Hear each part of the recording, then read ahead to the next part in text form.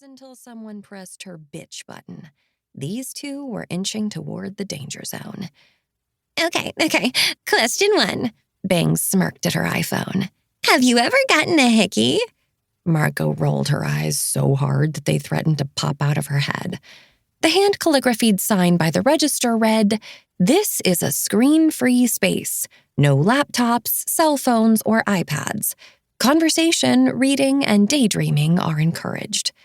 She'd selected the Cozy Clove specifically for this no screen time policy, insurance that she wouldn't waste the evening procrastinating on dating apps, sucked into an endless barrage of dudes flexing in sweaty post-workout bathroom selfies, or posing with trout. What was the psyche behind that particular phenomenon? Margot nibbled on the side of her pencil. A metaphor for being a good catch? Have you ever orgasmed more than once in a single session? For the past half hour, Margot had unwillingly eavesdropped on everything from Bangs's and Poncho's predictions for the next Game of Thrones season to the pros and cons of going paleo. Now it appeared she'd been granted a front-row seat for an online sex quiz. Whoop-de-doo. She glared back at her workbook and the sentence that she'd read at least 4 times, "Research the market thoroughly." The girls ignored her heavy sigh. Margot didn't take pleasure in being a killjoy. After all, it wasn't like she didn't have opinions about their topics of interest.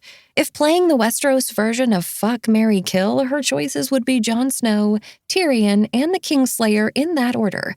She'd never forgive Jaime Lannister for shoving Bran out that tower window. As for going paleo, she refused to entertain any diet that banned her beloved IPA, a beer that was bitter and bold, not unlike herself. But this tea shop time was too important to squander.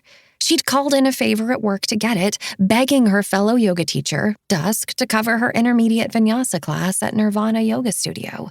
Her big plan had been to sip fancy tea while fleshing out her meditation business idea, a treat-yourself Valentine's Day present.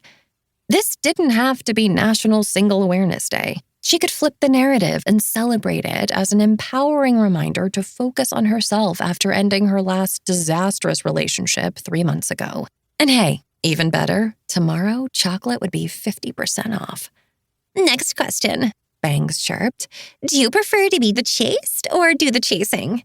Chased, without a doubt.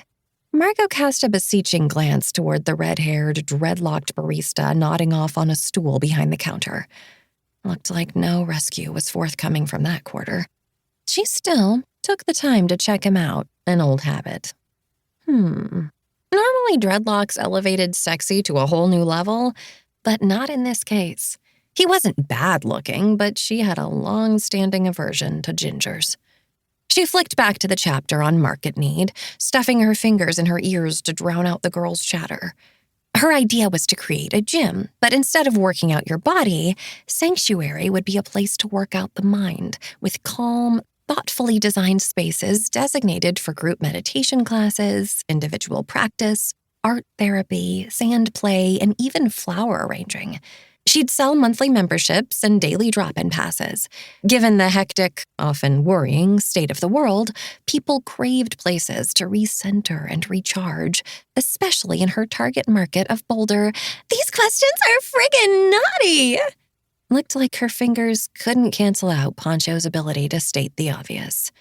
On and on they went. No to sexting. Yes to owning a thong. No to oral, both giving and receiving. Margot choked on her matcha green tea. Wait a second.